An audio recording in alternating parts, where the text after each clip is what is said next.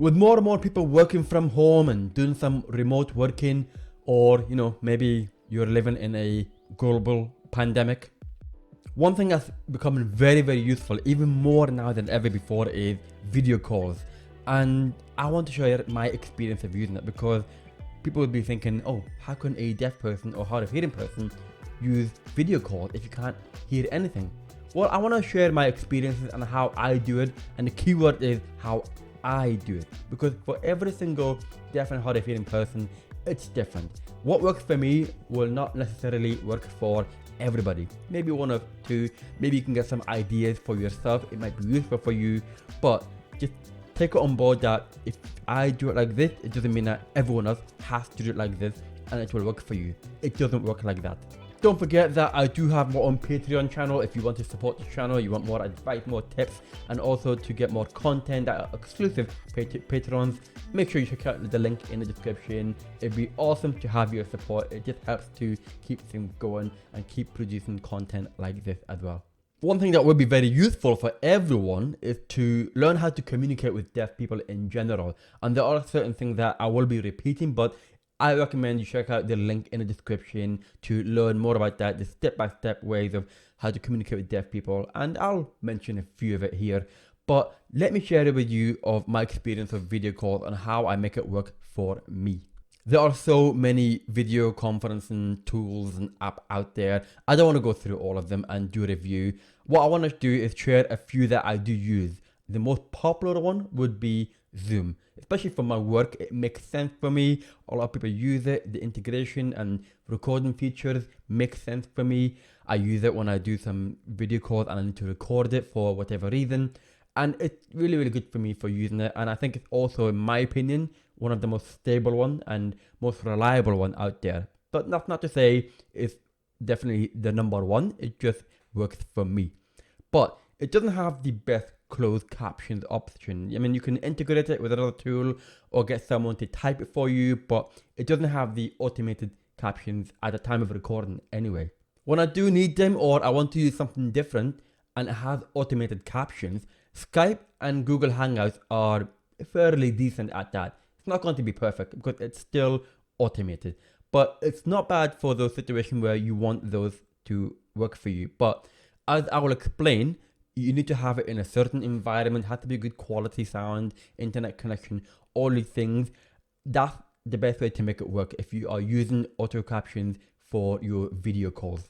So let me start off with a list of things that I need to make sure that the video calls works for me. The first thing is that I need to make sure that there are no background noise, not just for me, so that it's easy for me to speak and hear, but even if I am speaking to the other person, they need to be somewhere where there are no background noise at all. Ideally, somewhere in their home with good internet connection, office, again, that's fine. But if you're going to be speaking to me on the street or in a cafe, somewhere noisy, then that's going to be very, very, very challenging for me. And on those occasions, I request to cancel it or postpone the call so that we're somewhere a bit more quieter, because I won't be able to hear, just like in the real world, not the virtual world. If there are background noises, I will struggle. I will not be able to hear what the other people are saying.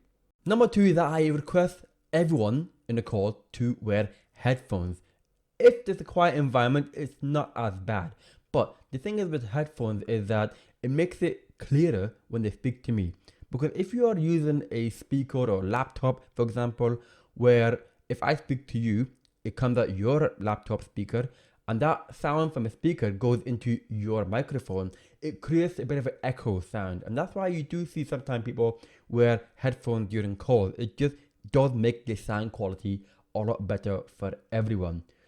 Sometimes I can get by with not doing it, but definitely for sure, if you want to improve the sound quality, everyone should wear headphones, and that makes a big difference.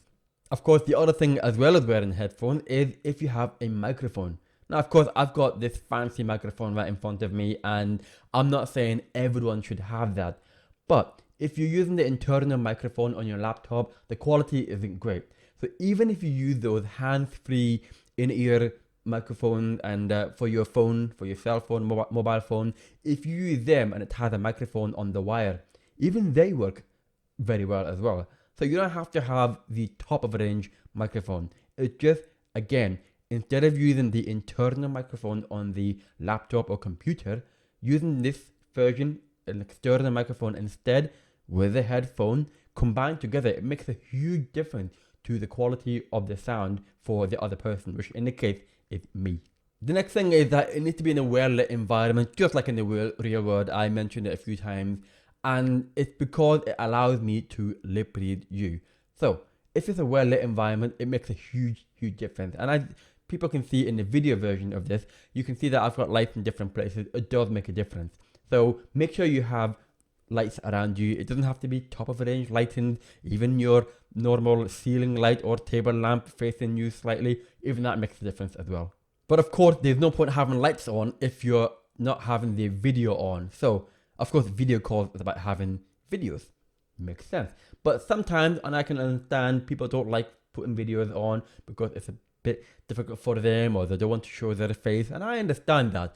But it does make a lot easier, again, for me to see your face, facial expression, lip reading. It makes a huge difference if you have that. So again, when you combine well-lit environment with video on, which to be fair, you need to have video on because otherwise you can speak in the dark if you don't have video on. It does make a huge difference for me. The next thing for me is slightly technical, but it's not too much and not too overbearing for people. And that is, I use a sound equalization tool on my desktop and on my mobile as well. Basically what that does is to improve the quality of the sound and make it more, for example, acoustic or bass, maybe add more ambience, maybe make it more flat sounding, maybe make it more rock sounding, or these things. So what I use on my Windows PC, I use a tool called FX Sound Enhancer, and there's an option there to boost vocal, or it's called vocal boost option. And I use that when I listen to YouTube videos and maybe sometimes podcast only things, but also during video calls, I switch that on so that the sound is adjusted a little bit and it focuses more on the vocal aspect of the sound that's happening.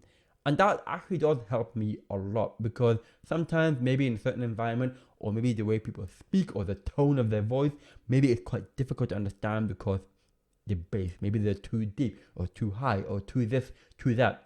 But what I find is when I use the sound equalization tool, it does make a difference for me. So that's something that maybe you would like, because you can also use it to perhaps enjoy listening to music more as well, if you want to adjust the sound quality without paying over the top for a new headphones. So it's really useful. So check it out, and I'll put the link in the description. You can check out that tool that I use as well.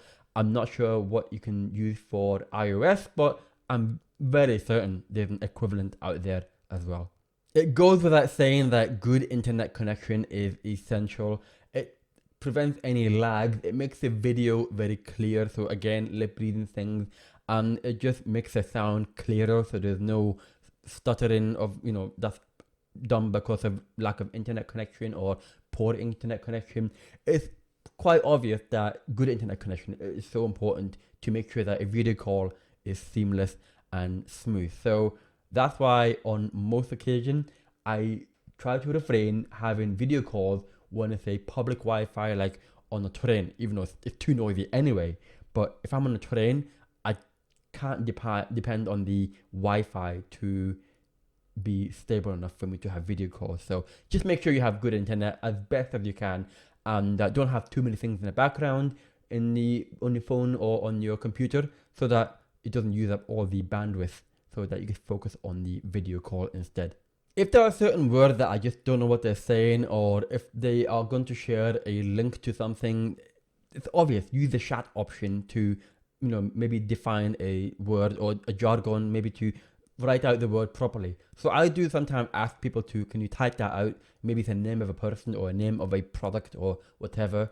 And of course, if they want to share a link, then it's easier to share it in a chat than to say it out loud. It's for everyone anyway. So the chat option is very useful for me at times when I can't make out what they're saying. So it's really useful if people are aware of that. That's quite cool.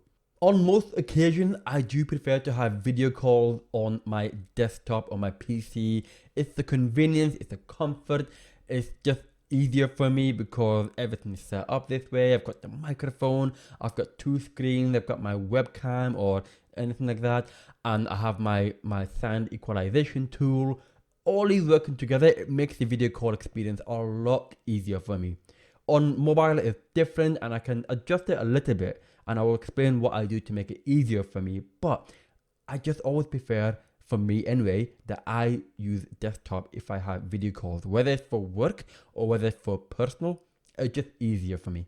So if I'm on my mobile, what do I do there? Well, the important thing is I use headphone as well as the other person. So all these other things is relatable as well. But even for me, I do find using noise cancelling headphones quite useful. Connect it with the Bluetooth, and it just all focuses on that person. But even on top of that, I use sound equalization tool on my Android phone as well. And I use one called Equalizer FX Pro. And again, it gives you the option of different sound settings and different type of, acoustic and bass and tone and all these things and treble. And there are custom ones, you can create your own. It does make a big difference for me when I have phone calls. I switch it on to the right setting and combine that with, again, same idea, well-lit environment, good internet connection, and you have a video on and you have a microphone, plug it in with your hand-free kit. All these things combined together, it makes a huge difference for me to be able to have video calls on my mobile as well. And that's it for me personally. That's how I do it. Like I said, it may not work for everyone, but maybe there's something there that will work for you personally. You might be a hearing person yourself, and you might find that, you know what, a sound equalization tool might actually be beneficial for you. If not for a video call, maybe you can use it to listen to music. It just improves the sound quality. Whatever it is, you can use any of these ideas yourself. But I can appreciate that for those who are more profoundly deaf or sign language users, then it's a completely different situation. And I will do another video of that. If that's useful for you, let me know in a comment. I might do another video about how that can work for people who are profoundly deaf. For me, it's different. This is how I work. I hope it's useful for you. I hope you can understand better. So maybe one day when we talk, this is the kind of thing that I request. So I hope you enjoyed the video as well. Thank you for watching. Make sure you hit the subscribe on whatever platform that you're using to listen to watch this. And in the meantime, I will speak to you again soon. Take care.